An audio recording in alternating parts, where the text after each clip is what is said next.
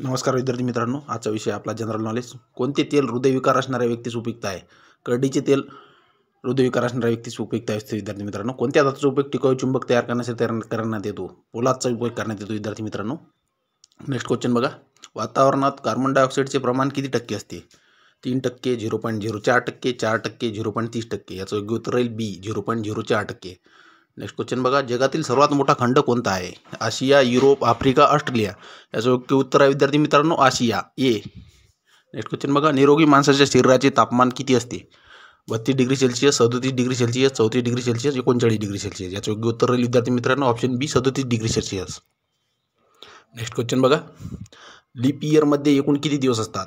366, 365, 360 यापैकी नाही. याचं योग्य उत्तर आहे 366 दिवस असतात विद्यार्थी मित्रांनो. नेक्स्ट क्वेश्चन बघा. पोलिओ रोग शरीराच्या कोणत्या भागाशी इजा करतो? हाड, डोळा, मज्जासंस्था, मान. याचं योग्य उत्तर राहील सी, मज्जासंस्था. पोलिओ हा मज्जासंस्थेवर परिणाम करतो.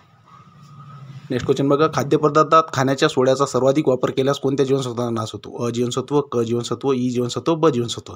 याचं उत्तर आहे क जीवनसत्व विद्यार्थी मित्रांनो. Next question. सूर्याकडून पृथ्वीवर येणारी रिकामी जागा टक्के अतिनील किरणे ओझोनच्या थरामुळे अडवली जातात. 50, 99, 90, 70. याचं योग्य उत्तर राहील विद्यार्थी मित्रांनो ऑप्शन बी, 99%. नेक्स्ट क्वेश्चन बघा. पिण्याचे पाणी शुद्धीकरणासाठी खालीलपैकी काय वापरण्यात येते?